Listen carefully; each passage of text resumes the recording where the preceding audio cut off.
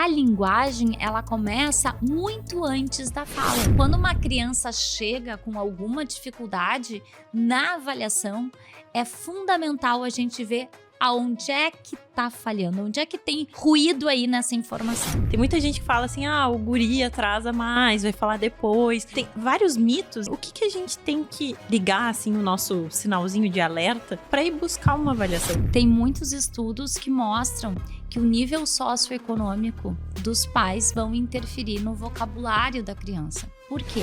Pedro é um tagarela, né? Ele fala bastante mesmo, assim. E eu acho que as duas coisas que fizeram diferença. 2 a 3 anos de idade, o cérebro tá assim. Venham, galera! Tô aqui, quero aprender, tô pronto pra aprender.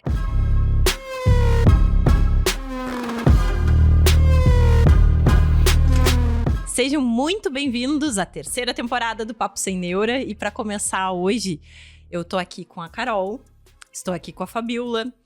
É com muito prazer que a gente traz essa nossa convidada para o primeiro episódio para falar um pouquinho sobre atraso de linguagem nas crianças. Então eu vou pedir primeiro para a Fábio se apresentar. Bom, muito obrigada, meninas. É um prazer estar aqui conversando sobre um tema que eu sou completamente apaixonada e não me canso de estudar. Essa é a pura verdade. Então, eu sou fonoaudióloga já há 25 anos e trabalho especificamente hoje com crianças pequenas que apresentam transtorno no desenvolvimento de linguagem e de fala, ou seja, traduzindo, crianças que não falam, que falam com muito pouco, que tem muitas trocas na fala, que fica uma fala ininteligível. É muito, muito interessante esse tema. E sabe que pesquisando, né, eu tava vendo, eu vou até colar aqui, que tem mais ou menos uma prevalência entre 2,3% a 19% de atraso de linguagem em crianças. Então, é uma coisa super prevalente, que se fala ainda muito pouco. Às vezes, a gente atrasa o diagnóstico, atrasa a intervenção. Então, até para as pessoas entenderem um pouquinho, né, Fábio? Como é que é, assim, o desenvolvimento da linguagem numa criança? O que a gente espera normalmente, né? Então, e o desenvolvimento da linguagem, ele é tão complexo que se a gente for pensar em termos de desenvolvimento neurológico, que uma criança nasce e que lá por volta dos 3 anos de idade ela está se comunicando super bem e as pessoas tendem que estar entendendo pelo menos de 75% a 80% da fala dela. Então, assim, quando a gente estuda a linguagem, a gente fica pensando como é que não tem mais crianças ainda com dificuldades, porque realmente é um processo muito complexo e muito rápido que acontece no sistema nervoso. E a linguagem, ela começa muito antes da fala. Porque a gente vai esperar o surgimento da primeira palavrinha lá em torno de 1 ano de idade. Tem algumas crianças que até já começam lá pelos seus 10 meses, 11 meses, estão falando a primeira palavrinha, mas é em torno de 1 ano de idade. Mas a linguagem, ela começa bem antes. Ela começa desde o momento em que o neném nasce e que ele vai começar a virar a cabecinha ou vai mudar a expressão facial ao ouvir a voz da mãe. Ao ouvir sons diferentes, ele vai virar a cabeça, ele vai responder, ele vai olhar no olho, ele vai fazer aqueles arrulhos lá com 2, 3 meses de idade. Agu, agu, aga, ga, ga, ga, ga. Depois ele descobre os gritinhos e aí ele começa a se comunicar com aqueles gritos e cai na risada, né? Que é aquele momento muito fofo. Lá por volta, né, dos 7 meses, o pico do balbucio é por volta dos 8 meses. O que é o balbucio? Ma, ma, ma, ma, ma, ba, ba, ba, ba, ba. Que na verdade é o momento em que ele tá se preparando, né? Ele tá ali fazendo um treino motor para vir a falar. Mas ele já tá compreendendo, ele já tá batendo palminha, ele já tá apontando, ele já faz expressões de quando gosta, de quando não gosta. Então, lembrando que a compreensão, ela sempre tá um passinho na frente do que a capacidade de expressar. É como quando a gente aprende uma segunda língua. né? Eu já entendo inglês, mas na hora que eu vou falar, parece que eu não sei qual é a palavra mesmo. Será que o verbo eu conjuguei certo? Então, assim, a criança, quando uma criança não fala ou vem com essa queixa do atraso, primeira coisa que a gente vai ter que observar é essa compreensão. Então, lá por volta de 1 aninho, ela tá compreendendo super bem, parece dar uma virada de chave na compreensão. A gente tem que até cuidar com o que fala perto deles, porque eles já estão compreendendo muito. E aí surgem as primeiras palavras. E parece que vai dando assim, ó, a palavra vai dando reforço para a compreensão. E aí uma coisa vai aumentando a outra, né? Com 18 meses, a gente espera no mínimo dos mínimos 10 palavras. E com 2 anos, a gente espera, então, que a criança esteja no mínimo dos mínimos com 50 palavras. Mas que eles já estejam juntando 2 palavrinhas para formar a frase. E a partir dos 2 anos, acontece a explosão do vocabulário. Que daí ninguém mais segura. Que é quando dá aquela virada de chave e a criança passa a não só adquirir palavras como conceitos, mas toda a estrutura sintática e gramatical da língua. Começa a usar verbos, começa a fazer... E aí vem aquela época dos verbos irregulares que eles transformam em regular, como eu fazia, em vez de eu fiz, né? Então, uma criança chega lá com 2 anos com mínimo de 50 palavras, ela vai chegar com 3 anos com mais de 1000 palavras. Porque daí entram as conjunções, os pronomes, os advérbios, os adjetivos, toda a estrutura gramatical, né? E com 3 anos eles já estão fazendo pequenos relatos e isso só vai aprimorando. Com 4 anos, a criança já te conta, já faz relatos, já faz comparações, já faz fofoca, questiona. Mas tu falou isso naquele dia, tipo, já lembra, já questiona. Mas por quê? Vem as fases muito dos porquês, mas por que isso? E com 5 anos, então, a gente espera que a criança esteja falando com todos os sons do português brasileiro, porque isso tem uma pequena variação dependendo da língua, né? E que a criança já tem toda uma estrutura de conseguir fazer um discurso, que seria dentro da linguagem a questão mais complexa. É eu conseguir fazer um relato, é eu contar uma história para a criança e ela conseguir recontar aquela história. Fábio, então... Tu citaste ali logo no início, quando tu começou a explicar, que existe, então, uma diferença entre fala e linguagem, né?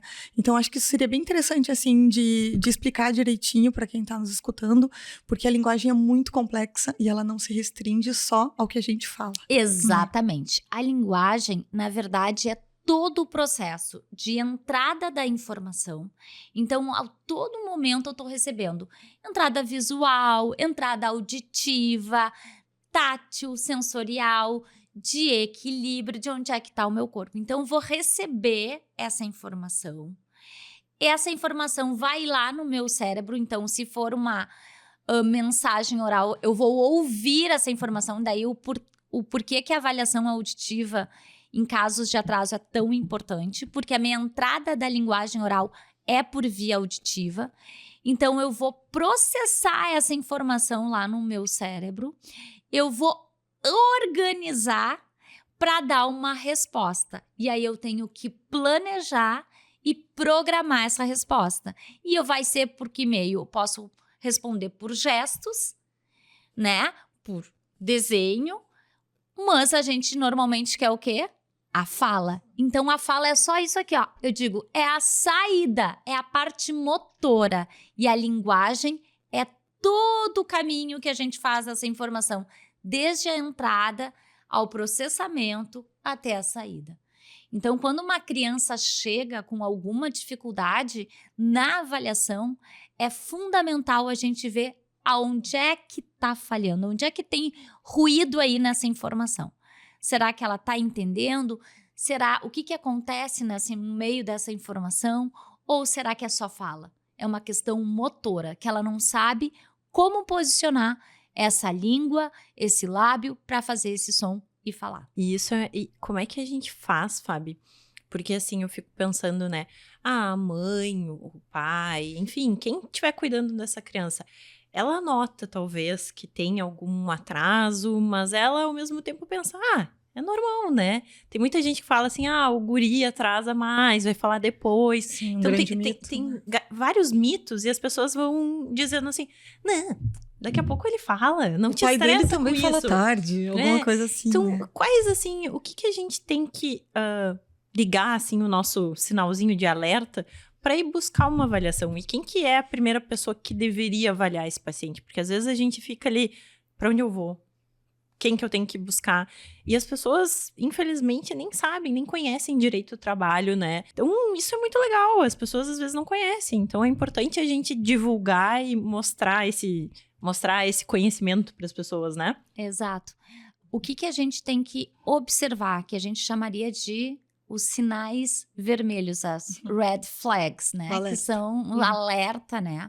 Então, um bebê que é muito silencioso é algo que chama atenção, já é um sinal de alerta. Um nenê que não chama atenção, que não quer conversar, que não balbuciou, que balbuciou muito pouco, que não tá porque criança quer a atenção do adulto. Uma criança que não requer a atenção do adulto é um sinal de alerta. Outro sinal de alerta que cada vez mais tem se estudado, principalmente porque está tendo muita pesquisa sobre o desenvolvimento motor da fala. São crianças que tiveram dificuldade na introdução alimentar. Por quê? Porque antes se pensava nos alimentos apenas porque ele não gostou do gosto, mas não é o gosto. Muitas vezes, hoje existem então fonos específicas para essa questão, né, de dificuldade alimentar, porque eu posso... É uma das coisas que eu sempre pergunto, o que a criança come, como é que foi a introdução alimentar, se tem um padrão. É uma criança que daí a gente vê que ela come sempre o mesmo tipo de consistência. Ou seja, ela está comendo sempre aquele mesmo tipo de consistência. Não é só porque ela gosta, é porque ela não sabe o que fazer para uma outra consistência. Porque é o jeito que a gente mastiga o feijão é diferente do jeito que a gente mastiga uma banana, que vai ser diferente de uma maçã, que vai ser diferente de uma carne. Então, eu tenho que planejar e programar esses movimentos. Então, hoje em dia, a gente já considera como um sinal de alerta crianças com dificuldades na introdução alimentar. Outra coisa que a gente também tinha uma tendência, algum tempo atrás, a dissociar o desenvolvimento motor do desenvolvimento de fala. Então, crianças que tiveram atraso nos marcos do desenvolvimento motor, por exemplo, no sentar, no caminhar, criança que cai demais, que perde o equilíbrio, que a gente chama, nossa, mas como ele é, tudo que pega despenca, cai. Muitas vezes, além da avaliação da fono, a gente vai precisar de uma avaliação com a terapeuta ocupacional, que eu tenho trabalhado cada vez mais em conjunto, também termina sendo um sinal de alerta. Criança que não fala, não deu as primeiras palavras até 1 ano e 3, 1 ano e 4. Criança que não está falando 10 palavrinhas até o 1 ano e meio, nem 50 palavras até os 2 anos de idade. Criança que com 1 ano, entre 1 ano e 1 ano e meio, não responde a comandos, tipo, vai lá no quarto e pega a bola. Então, estou dando uma frase com 2 comandos, vai ao quarto e pega a bola, né? Que não compreende, por exemplo, tá lendo uma historinha. Era uma vez um ursinho que usava uma roupa azul. Quem usava a roupa azul? E ele não consegue nem apontar que era o ursinho. Esse tipo de pergunta, quem, o quê? Então, são sinais, sim, de alertas e que a gente precisa levar numa avaliação, né? Quem estuda a linguagem é o fonoaudiólogo. Quando uma criança chega comigo, se ela apresenta atraso tanto de linguagem quanto de fala, eu vou pedir uma avaliação auditiva. Ah, mas ele escuta bem. Que ótimo, eu quero ter certeza que ele escuta bem. Eu não quero que esse exame venha alterado. Eu quero ter certeza, mas eu preciso ter certeza de que ele escuta bem. Porque se ele está apresentando sinais de atraso, eu preciso descartar se tem algo orgânico impedindo esse desenvolvimento. Se ele apresenta outras questões que me chamam a atenção, eu vou encaminhar para um neuropediatra. Porque eu preciso também descartar outras questões neurológicas que podem estar acontecendo. E aí eu tenho que encaminhar para um neurologista. O diagnóstico precisa ser correto para receber o tratamento correto, né? É Exatamente. O caminho, senão... Então, Fabi, falando assim da tua parte, começa então com uma avaliação auditiva e a parte da fala, da linguagem, né? Como que é feita essa avaliação no consultório? A primeira coisa com crianças pequenas, eu faço uma entrevista inicial com os pais. Por quê? Porque a história vai mudar completamente o rumo da minha avaliação. Eu preciso conversar com esses pais porque eu preciso saber se é uma criança prematura, que é um outro fator de risco. Eu preciso conversar com eles como é que foi a amamentação, se a criança precisou ficar internada após o nascimento, como é que foi a introdução alimentar, se tem outros casos na família que também a gente tem que levar em consideração, que apresentaram atraso de fala e de linguagem, ou tem déficit de atenção, ou tem qualquer outro caso, dificuldade de aprendizagem na escola. Eu preciso saber se essa criança já teve otite de repetição, que é dor de ouvido, se ela fica doente com frequência, se ela já precisou de uma avaliação neurológica porque teve, por exemplo, crises de epilepsia ou crises de ausência. Então, eu preciso saber o histórico e, nesse momento, daí, minha experiência, eu gosto de dar uma aula para os pais de como acontece o desenvolvimento da linguagem. Porque eu acho que fica muito mais fácil para os pais aderirem ao tratamento e compreendendo aquilo que o filho tem. Com certeza. Sem dúvida. Então, nesse momento da avaliação, existem tanto escalas que a gente pode dar para os pais preencherem, quanto protocolos de observação comportamentais. Quando a criança já é maior e já tem um engajamento, tu já consegue aplicar hoje já existem alguns testes padronizados, que eu gosto também de usar para a gente ter um parâmetro inicial. E, né, Fábio, eu fico pensando assim, tem vários outros fatores que influenciam no desenvolvimento da criança, né? Porque se eu penso, assim, o que eu vejo, né? Uma criança que ela nasce numa família, por exemplo, que tem os pais com uma escolaridade maior, que tenham condições sociais melhores, enfim, elas automaticamente vão ter mais oportunidades. E isso vai facilitar, certamente, ela adquirir a linguagem, né? Então, eu acho que tem alguns outros fatores que também influenciam. Tu pode nos falar um pouquinho sobre isso? Com certeza. Esse fator é super importante, né? Tem muitos estudos que mostram que o nível socioeconômico dos pais vão interferir no vocabulário da criança. Por quê?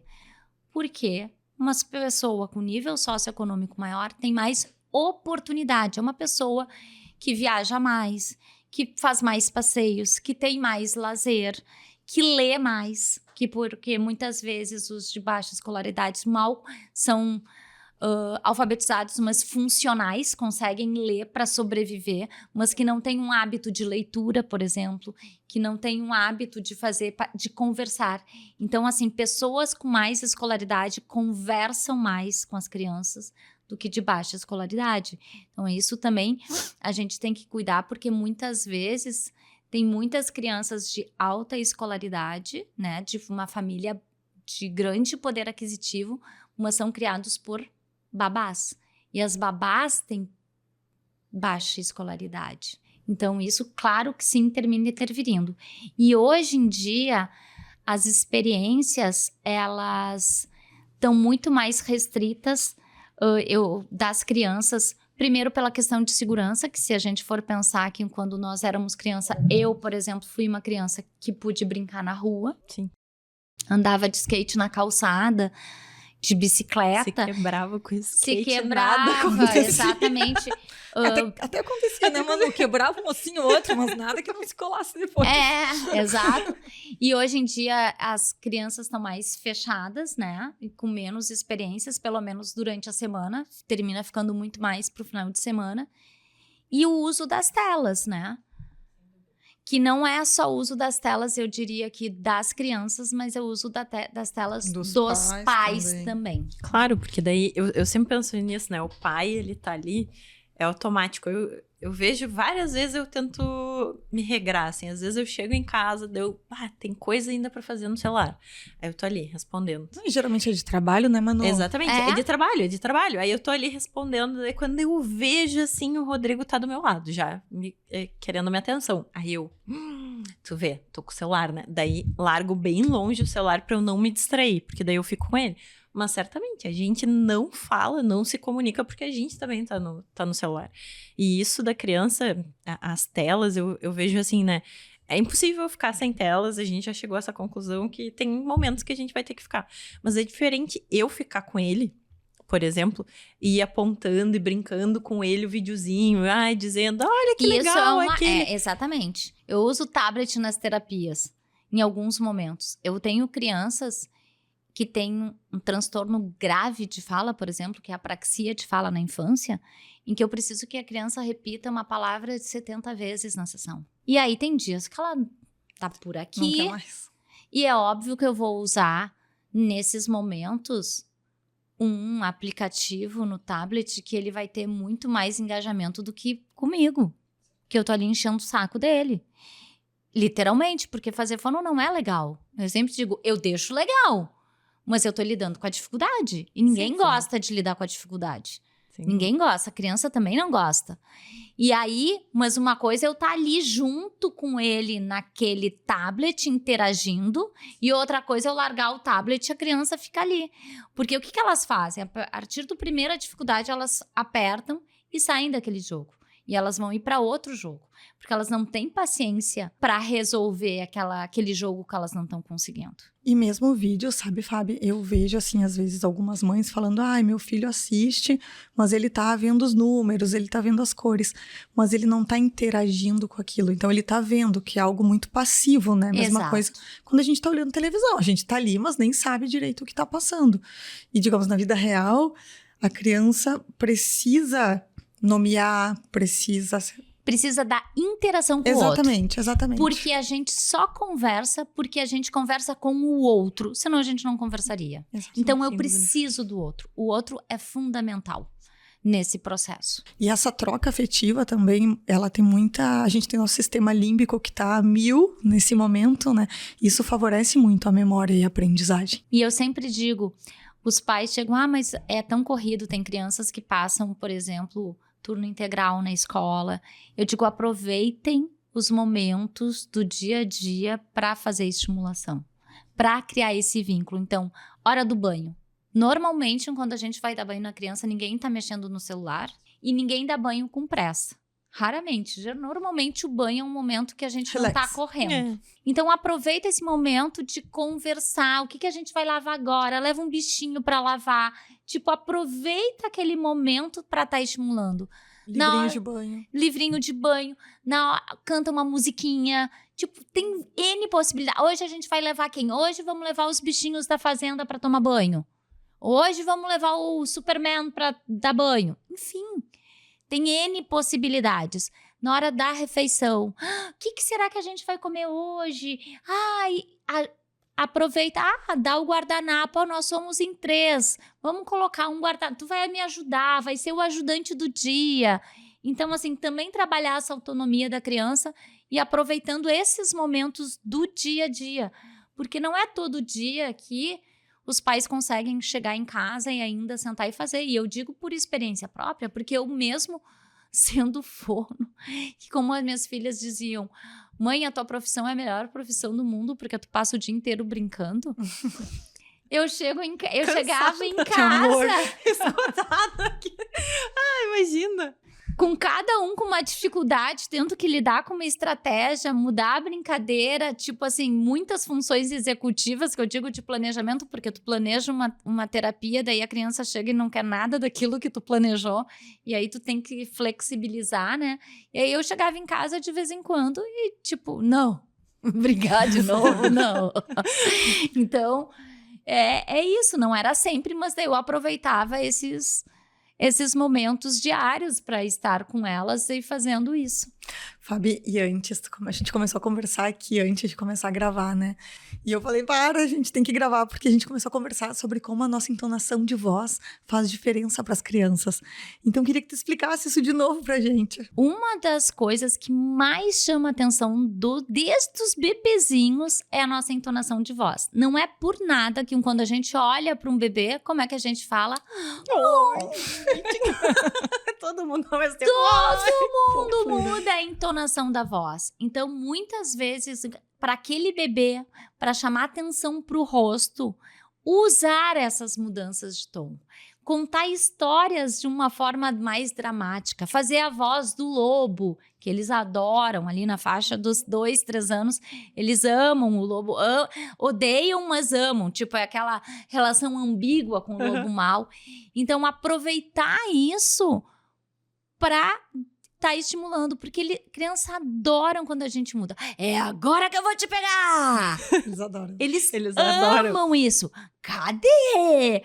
Tipo, eles adoram fazer esse tipo de brincadeira com voz e com tons diferentes. E aí eu aproveito também e puxo o gancho pra gente cantar junto com as crianças. Ainda mais quando tem a coreografia. Por quê?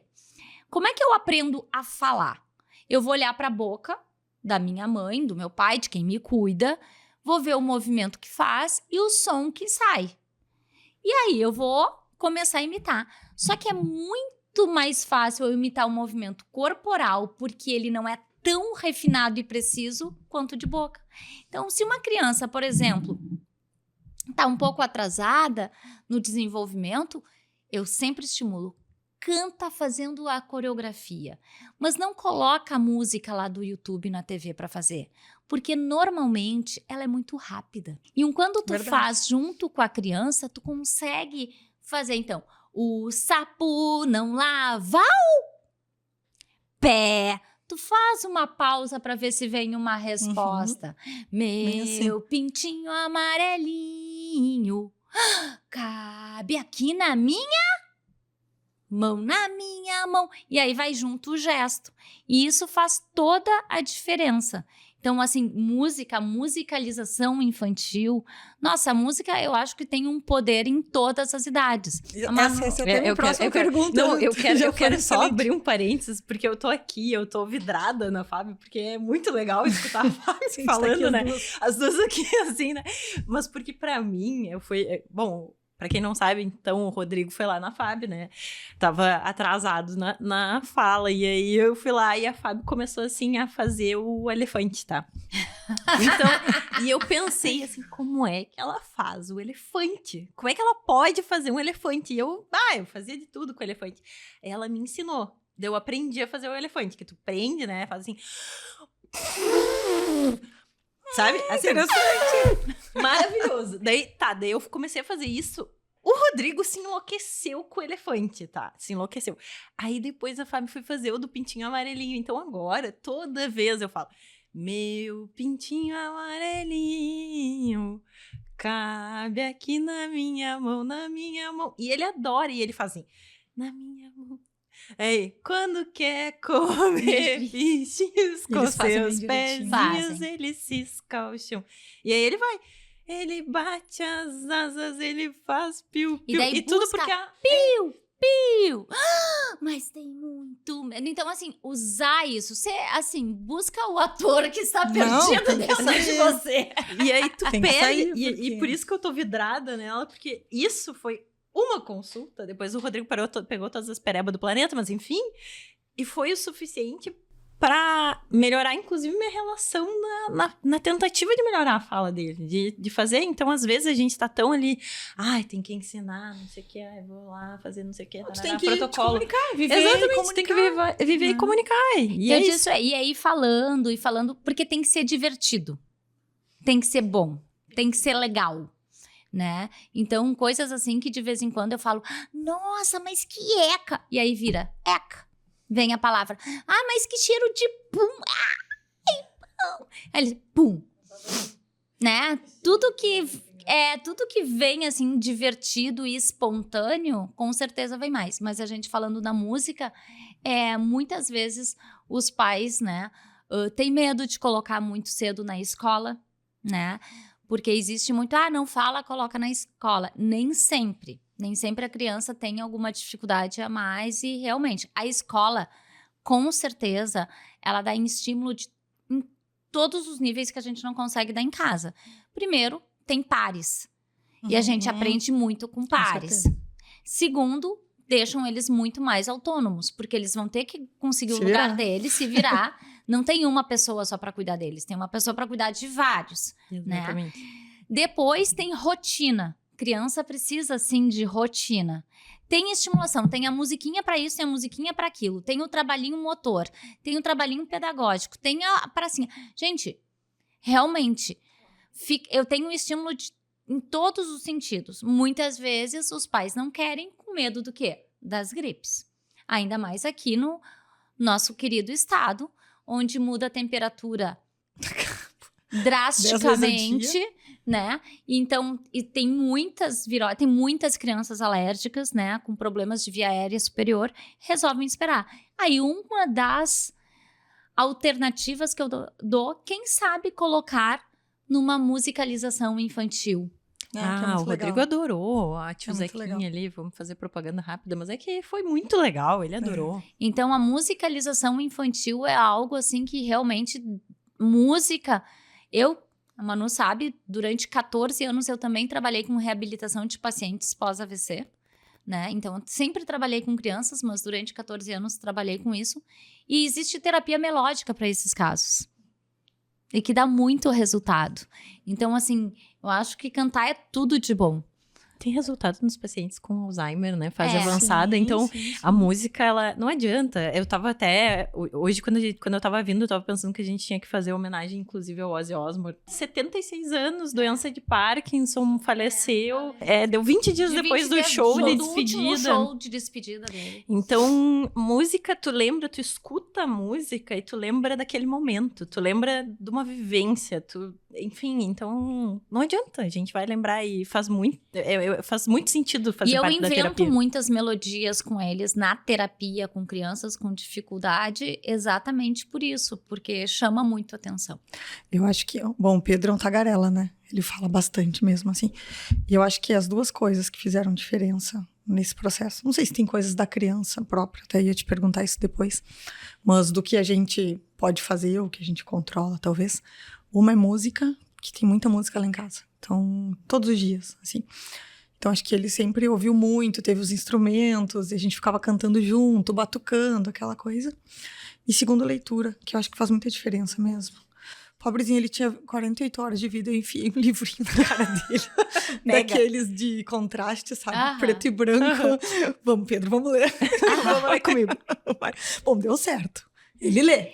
Eu vou dizer, e aí essa questão da leitura, eu também estimulei as minhas filhas desde muito cedo na leitura. Tanto que quando uma tinha 4 e a outra 2 anos, eu fui contar quantos livros infantis elas tinham 200. Maravilhoso. Coisa tipo uma biblioteca, né? Coisa mais legal.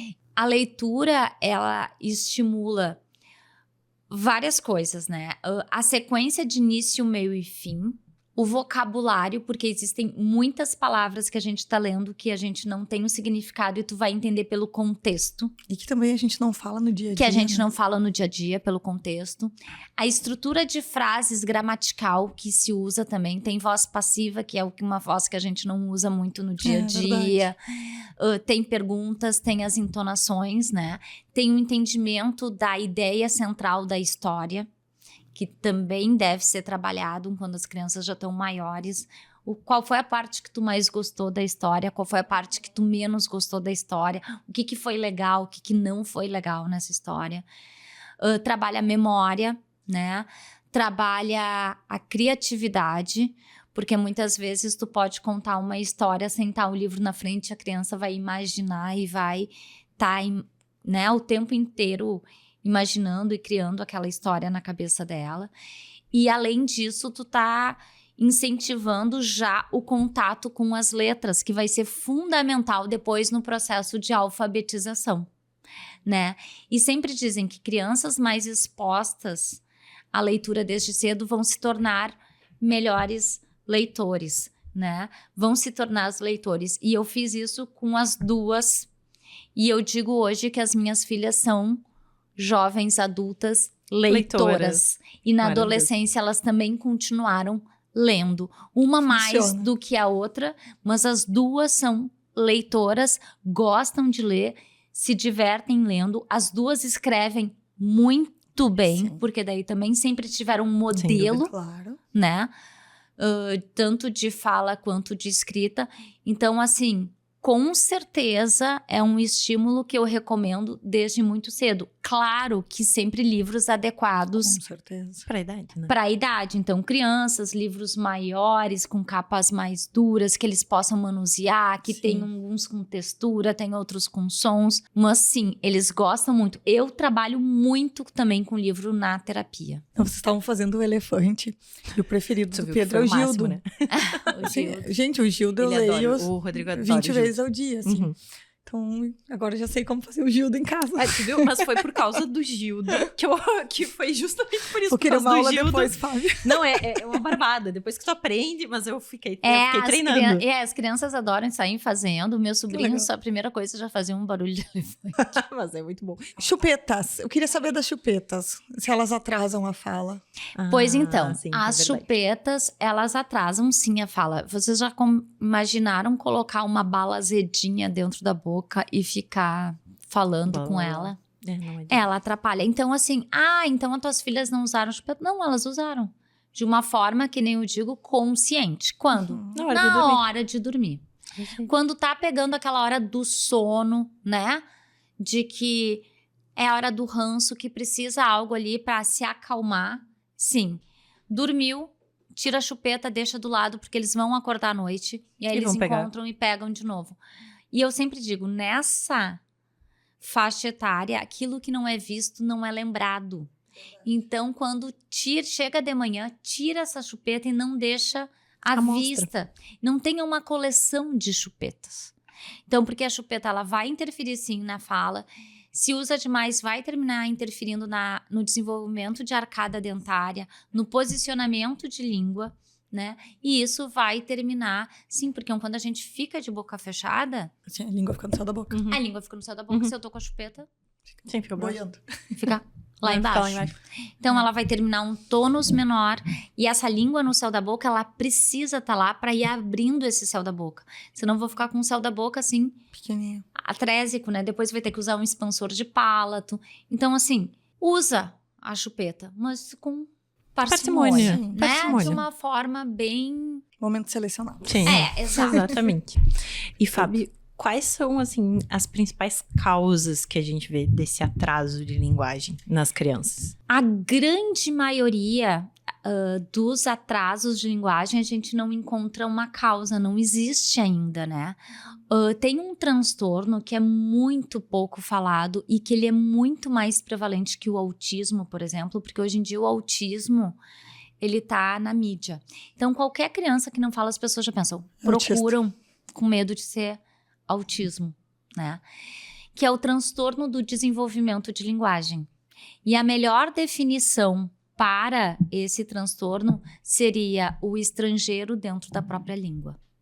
É aquela criança que tem dificuldade de adquirir a língua materna, assim como quando a gente vai aprender uma segunda língua depois de adulto. Onde para mim é difícil, eu preciso de muito mais repetição. Eu sei o que é, mas na hora de falar eu não encontro nome para falar. Eu descrevo, eu uso gestos, eu não entendo as brincadeiras da fala muitas vezes, porque daí já pega uma linguagem muito mais sutil, né? E hoje em dia a gente não tem, assim, a grande maioria não tem. O que a gente sabe? Que prematuros têm uma tendência maior a desenvolver transtornos de linguagem, que está muito relacionado também com crianças que no futuro vão fechar com um diagnóstico de déficit de atenção e hiperatividade, que questões familiares, que se tem na família alguém que teve, existe uma tendência maior a ter, porque hoje em dia a gente sabe que é hereditário, que termina passando assim, né? São as maiores causas, mas não tem uma causa, não existe um marcador específico, porque muitas vezes os pais perguntam, tá, mas se eu for no neuro, ele vai pedir uma ressonância, vai aparecer? Não vai aparecer, porque é de funcionamento cerebral e não é de estrutura anatômica que está alterada. Hoje em dia tem se estudado muito funcionamento de cerebelo. Fábio, a gente deixou a caixinha de perguntas aberta no Instagram, né, para o pessoal mandar as dúvidas e eu vou ver o que apareceu aqui, tá bom? Tá bom. Criança repete o que ouve frequentemente, mas parece que palavrão é só falar uma vez que já aprendeu. Procede, né? Eu sempre digo, palavrão é algo incrível, parece que tem imã, né? Gruda. Agora, a explicação científica para isso, eu não sei, mas eu acho que provavelmente é a entonação que a gente fala aquele palavrão. Ah, pode ser. Sim, se falasse assim, um palavrão perdido no meio. Assim, no meio da palavra, mas geralmente quando a gente fala um palavrão, a gente, né, dá uma certa... Maximizado. O diagnóstico de surdez em bebês afeta o desenvolvimento da linguagem? Com certeza. Por isso que hoje existe o teste da orelhinha, né, que é feito logo, né, após o nascimento. E se dá alterado, tem que fazer acompanhamento. A linguagem, ela é basicamente feita por via auditiva. Se uma criança tem uma surdez, hoje em dia existem N recursos, desde implante coclear até o início da linguagem por sinais. As telas, elas podem afetar a linguagem? Como reduzir o acesso? Bom, a gente já falou um pouquinho sobre isso. A gente já falou, né? Com certeza, né? Foi o que eu disse, a gente comunica para comunicar com o outro. Quando eu tô numa tela, eu não comunico com ninguém, né? Eu tô ali. E como reduzir? Eu acho que, assim, a Sociedade Internacional de Pediatria recomenda que até os 2 anos de idade, 0 telas. E a partir dos 2 anos, meia hora por dia. Eu acho que nada como ter uma rotina bem organizada e delimitar bem esses momentos de uso de tela. E de novo, né? Se é a tela acompanhado com alguém... Exato. É diferente, então acho que a gente pode pensar também por esse lado para não ser tão extremista, né? Tu sentar e ver um filme junto, por exemplo, um desenho junto, e tu tá conversando com a criança sobre aquilo, é completamente diferente. Quando saber se a criança tem atraso ou se só está em desenvolvimento? Com uma avaliação. A única maneira da gente saber é fazendo uma avaliação para ver se aquilo que ela apresenta está dentro do esperado, se é considerado até 6 meses abaixo do que é o esperado, a gente considera um atraso. Depois já é um transtorno. Fábio, então vamos falar um pouquinho das apraxias de fala, que elas são diferentes do transtorno de desenvolvimento de linguagem, né? Exatamente. A apraxia de fala na infância está dentro dos transtornos motores de fala. Lembra que é de fala de saída? Só que ela é diferente. Por quê? Porque na apraxia de fala na infância, a criança sabe o que ela quer falar, só que na hora que esse estímulo sai lá do cérebro para vir para a boca, ele não sabe planejar nem programar esse movimento. Ele não sabe o que fazer com a boca para fazer. E durante algum tempo deu uma onda, assim, de que tudo era apraxia de fala na infância. Chegavam para mim no consultório, eu vim aqui por quê? Porque vão colocar na internet, e aí o que aparece? Meu filho não fala, apraxia de fala na infância. E na verdade, a prevalência de apraxia de fala na infância, ela é muito baixa, porque ele é um caso, tipo assim, seria dentro da classificação mais grave que tem, dentro dos transtornos motores de fala, é o mais grave que tem é a apraxia de fala. Então, assim, dentro do universo dos problemas de fala, 2% vai ser apraxia de fala, é muito pouco. E eu, pela minha experiência no consultório, eu nunca peguei apraxia de fala na infância pura, que só tem isso. Normalmente está relacionado a um outro quadro de neurodesenvolvimento, seja dentro do autismo, seja na síndrome de Down, que é mais comum, tá? Na síndrome de Down, ou uma criança que já está fechando um diagnóstico para um déficit de atenção e hiperatividade. Então, assim, eu tenho alguns casos desses. E aí, o que aconteceu, né? De 2018 para cá, se começou a estudar muito a apraxia de fala na infância e começaram a ver que alguns casos que tinham sido como diagnosticados como apraxia não eram.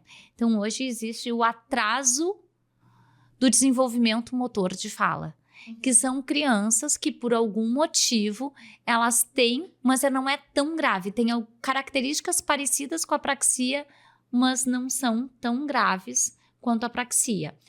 Quais são as características, né, que eu acredito que vocês vão querer saber de uma criança com apraxia de fala na infância? Então, são crianças que realmente falam muito pouco. Quando falam monossilábicas, tendem a falar normalmente a última sílaba da palavra, fazem tateio articulatório. O que é isso?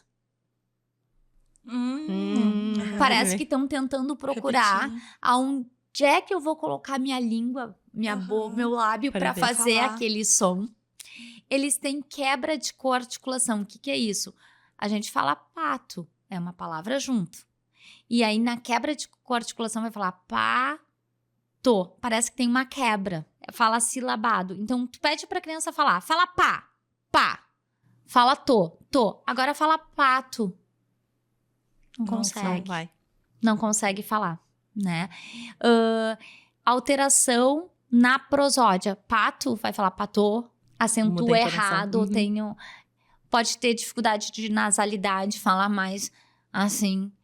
Então, assim, são algumas características. E no atraso do desenvolvimento motor da fala, a gente vê outras características, mas não... Tem algumas dessas, mas não tão graves, assim, que não ficam tão gritantes. A gente vê, por exemplo, muitas vezes, uma falta de estabilidade de mandíbula para fazer alguns sons. Por isso que o vídeo é super importante. Quando os pais mandam vídeo, é bem importante para a gente ver. Tem dificuldade de fazer retração, protrusão. Então, é uma criança que fala, parece que se não abre a boca para falar, ou abre demais. Tipo, a nossa mandíbula, ela tem 4 níveis. A, E, I. Essa graduação não tem. Então, são crianças que podem ter erros em vogais, que normalmente não se acontece, não tem erro em vogal. Então, tem algumas características que a gente vai falando. E tem uma outra patologia de fala, um transtorno de fala, que é muito pouco falado e que, quando eu estudei, por exemplo, dizia que só poderia acontecer em casos de lesão neurológica. E hoje em dia, os estudos estão mostrando que tem algumas crianças que têm sem ter uma lesão neurológica, que é a disartria infantil. A disartria infantil, então, eu acho que, para leigo, mais fácil de entender é aquela fala que parece de bêbado. Sim. Articulação. Tu vê que falta ar, que não é bem... Parece que os movimentos não são bem precisos, tem uma alteração na ressonância. E também tem aparecendo. E nós temos as trocas de sons da fala, que são as trocas normais, tipo cebolinha. Que é o feijão com arroz da fono, que é o que a maioria, né? É o que mais vem no consultório, são os transtornos fonológicos, que são os transtornos dos sons da fala. E nós temos aqueles que não são uma alteração na fala, eles têm uma distorção de som. Por exemplo, os ceceios. Sapo, cebola, sabe? Aquelas pessoas que falam uma língua assim. Pois é. Isso não é... Ele tem um som, só que ele tá distorcido. Ou então eu posso falar sapo, cebola, sabe? Assim, fala assim. Também é um ceceio lateral, porque o ar tá saindo pro lado. Então isso também é uma distorção. E, Fabi, só por curiosidade, assim, tá? Porque tu tá falando e eu tô pensando assim, meu Deus, quanta coisa! É muita coisa, né? Pra gente diferenciar. E daí tu fica pensando que os pais, eles vão pra quem perguntar sobre isso? Quem é o profissional que vocês acham que os pais vão perguntar? Vão direto pro pediatra. Vão direto pro pediatra. E como é que o pediatra vai saber diferenciar todos Impossível. esses... Impossível. Eu não sei como vocês conseguem, mas enfim. Porque eu até tava me perguntando, tá. Aí, bom, avaliou, né? Mas esses transtornos, enfim, a gente consegue melhorar quanto? A gente consegue melhorar. Tem alguns que a gente melhora 100%, assim, a criança vai falar normal. Por exemplo, primeira coisa, quanto mais cedo chegar... Isso é um ponto muito importante, que a gente sempre fala, Quanto mais cedo chegar, melhores são os resultados. Neuroplasticidade do cérebro infantil. Gente, de 2 a 3 anos de idade, o cérebro tá assim. Vem, tá enlouquecido. Galera, quero aprender. Quero aprender, eu tô pronto pra aprender. Onde eu tenho muita conexão acontecendo naquele momento. Então, quanto mais cedo, trocas de sons de fala, vai ficar 100%. Um ceceio lateral, um ceceio anterior, fica 100% também. Um atraso motor de fala vai ficar 100%. Uma apraxia de fala de infância... Mais ou menos. Mas dá pra melhorar muito com a terapia. Mas vai ficar inteligível. Isso é tu ótimo. vai notar. O que a gente vê, assim, dos meus pacientes mais antigos, que eles estão em torno de 10, 11 anos de idade, que são os que estão há mais tempo comigo com apraxia. Parece que tem um sotaquezinho, parece que tem alguma coisinha diferente, mas completamente compreensível. E se a gente pensar que o que a gente quer é comunicação... Linguagem. Então... Tá perfeito. Tá perfeito. Aí vocês vão chegar, mas, Fábio, tem aqueles graves que não vão falar? Tem. E aí, hoje em dia, se usa a comunicação alternativa aumentativa, que hoje em dia tem N recursos. E aí tem um outro grande mito, que é, mas se entrar com a comunicação alternativa, a criança não vai falar. Não tem nenhum estudo que comprove isso. O que acontece? Se ela tem muita dificuldade para falar e tu fizer uma pergunta assim para ela, tu quer bolo de chocolate ou de banana? Ele vai falar, chocolate. Numa comunicação, ele vai poder usar, eu quero bolo de chocolate. Por quê? Porque o esforço para ele ter que fazer toda essa frase é muito grande. Então, ele vai reduzir. O cérebro, a gente sabe que trabalha por economia. Então, ele vai ir para aquilo. Gente, é tão difícil programar todos os movimentos. Então, assim, existe um mito. E tem crescido muito o estudo do uso da comunicação. Porque hoje a gente tem N aplicativos e estratégias, né? Só que para isso, né? Eu sempre digo, o nosso objetivo é comunicação. E aí a gente vai tentar. O ideal seria que fosse que todo mundo se comunicasse pela fala. Mas na realidade, nem sempre isso vai ser possível. E se a gente tem estratégias e recursos para facilitar aquela criança para se comunicar, por que não usar? Com certeza. Só que ela vai precisar de um parceiro, né? E aí, puxando o gancho para outro papel, que é fundamental, que é o parceiro de comunicação, que vão ser os pais e cuidadores, né? Sem dúvida. E escola, enfim. Isso é muito importante, porque, né? Porque não adianta a gente fazer a terapia na sessão, né? E não fazer nada em casa. Então, o papel dos pais, dos professores, dos cuidadores é essencial, né? Não adianta a gente... Eu ir lá na Fábio, escutar tudo que ela falou e não fazer absolutamente nada em casa, né? Então, a gente tem que estar lá presente, a gente tem que fazer as atividades, a gente tem que tentar fazer o elefante, porque é uma técnica pra gente chamar a atenção da criança, né? Então, isso de ter os pais presentes, de ter os cuidadores presentes, é uma terapia por si só, né? E participativos, assim, engajados. E é assim, ó. É muito diferente o desenvolvimento daquela criança que tu vê que os pais estão ali junto, pegam junto, participam. E também, outra coisa que a gente estava comentando antes é a superposição de alguns diagnósticos e alguns diagnósticos que acabam saindo errados, né? Em especial o autismo. Muitas vezes, como tem essa ideia um pouco mais antiga até, de que atraso de fala é igual ao autismo, muitas vezes o paciente fica diagnosticado com uma doença que não tem. E é isso que vem. O que vem muito no consultório é, meu filho tem apraxia de fala, quando é específico, ou meu filho é autista. É o que mais vem. E agora o transtorno de desenvolvimento de linguagem, que como eu estava conversando com vocês, que é extremamente prevalente, como não está na mídia, não aparece... Ele não tá aí. Só que com uma criança pequena, muitas vezes é difícil a gente diferenciar se é um autismo ou se é um transtorno de desenvolvimento de linguagem, porque a partir do momento que eu tenho uma dificuldade de me comunicar, eu posso apresentar características que podem parecer um autismo. Então, muitas vezes eu digo para os pais, olha, ele tem sinais assim, assado, frito, cozido, mas eu não bateria o martelo nesse momento. Vamos colocar em prova terapêutica. O que é isso? Vamos fazer terapia por uns 3, 4 meses, que a gente vai ver, vai dar uma limpada e vai ver como que ele responde. E eu sei que isso é angustiante para os pais, porque nós, como mães, sabemos. A gente quer a resposta rápida, a gente quer a resposta para saber para ontem. Mas muitas vezes não. E eu já tive, vou dizer, vários casos que não eram autismo e eram transtorno de desenvolvimento de linguagem, porque realmente as crianças terminam se comunicando menos porque não conseguem compreender, tem uma falha grande aí na compreensão. Eles podem também ter uma dificuldade de manter o contato visual, até porque eles não sabem o que vão responder, porque não estão perguntando. Eles podem ter também interesse por algum brinquedo ou categoria específica. Sim, então pode ser similar então, bastante, assim, né? Sim, tu termina, tem muitas coisas que... Termina assim, se tu fica, mas será que não é um autismo leve aí? Mas daí a gente não vê, por exemplo, eu até posso ter algumas alterações de comportamento, porque eu não entendo. Por exemplo, algo que pode acontecer no TDL. Tu só vai na pracinha depois de arrumar o quarto.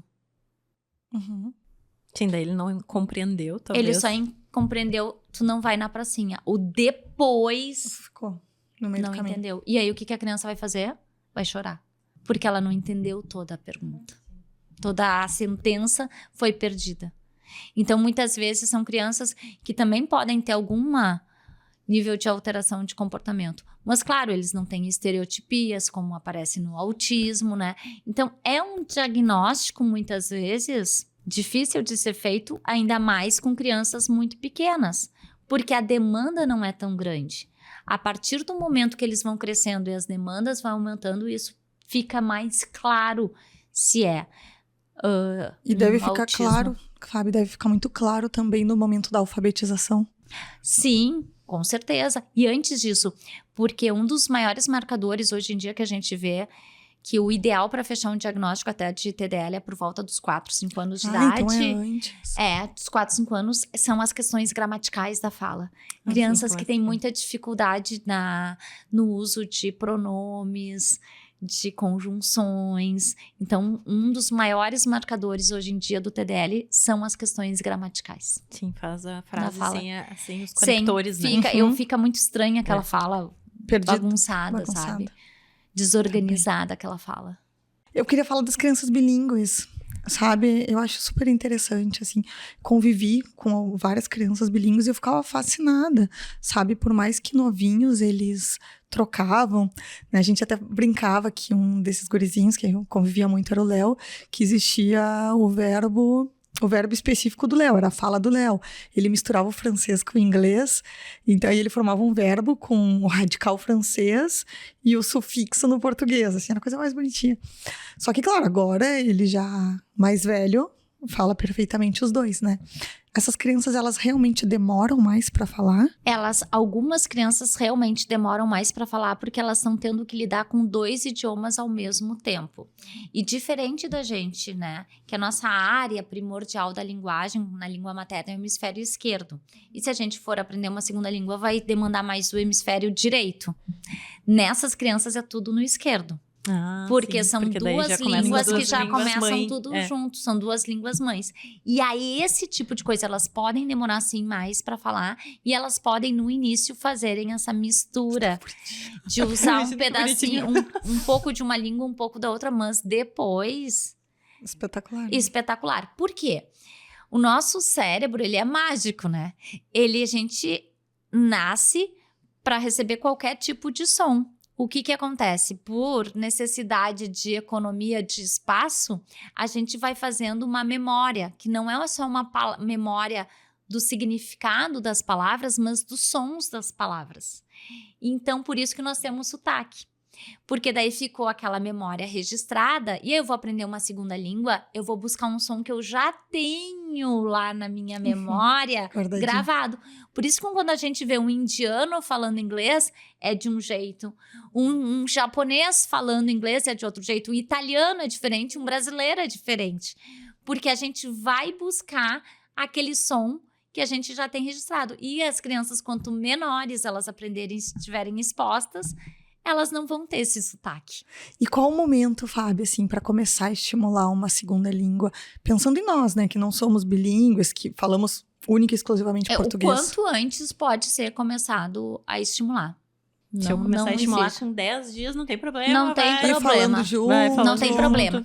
A única questão é se a gente começar a notar que essa criança está apresentando um atraso na língua materna, então opte por só ficar com a língua materna. Tá bem. Porque daí se ele já não tá dando conta com uma, aí eu vou colocar outra, aí vai complicar ainda mais, né? Daí dá tilt. Então, Neuroteca, Fábio, voltando, eu já te falei sobre isso, nosso momento de filmes, livros, que a gente traz coisas que a gente gosta e que tenham alguma relação com o tema. Eu vou pedir para tu começar, por favor, escolha o que tu quer indicar, por favor. Eu até terminei anotando aqui, porque de linguagem mesmo é difícil. Tem um de linguagem, mas é um filme mais antigo, que ele é de 1994.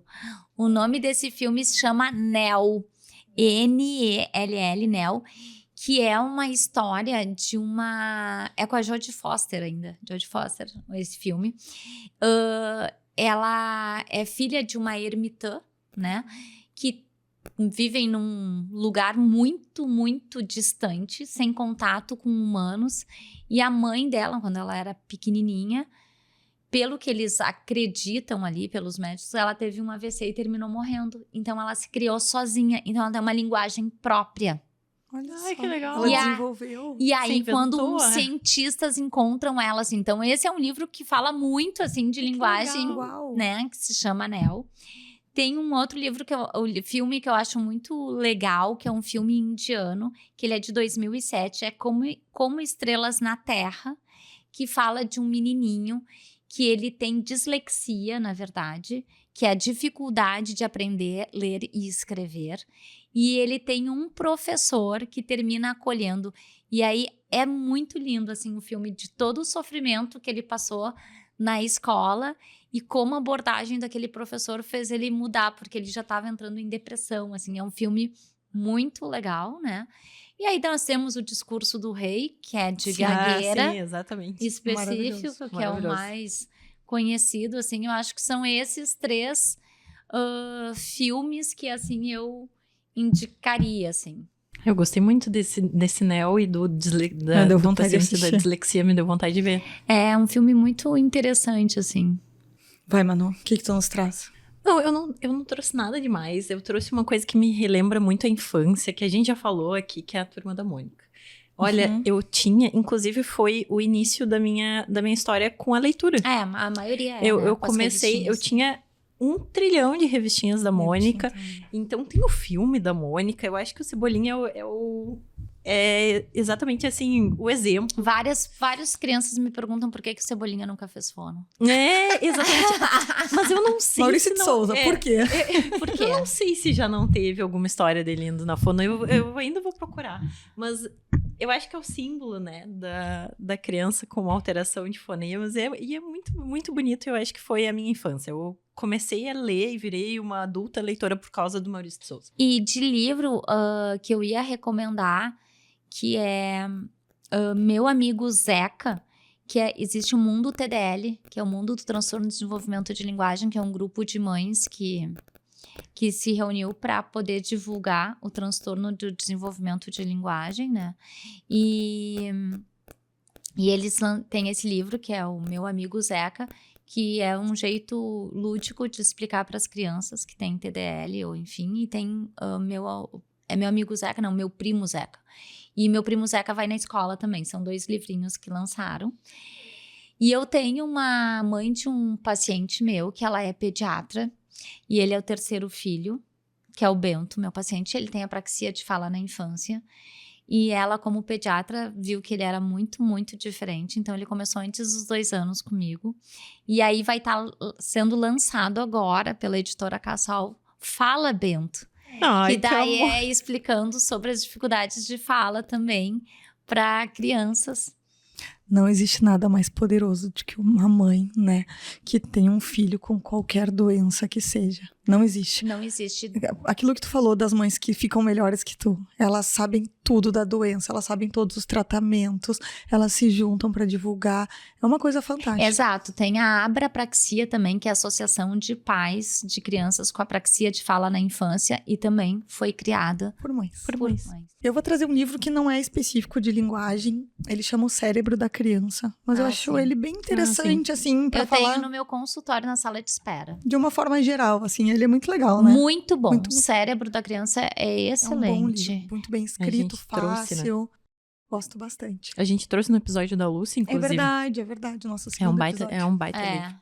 E também, outra indicação é o teu curso. Ah, Conta mais pra gente. Exatamente. Então, provavelmente aí no mês de final de agosto, início de setembro, então vou estar lançando um curso, que é um curso de linguagem para quem não é fonoaudiólogo, que é para fazer a diferenciação desses de uma forma muito fácil e prática.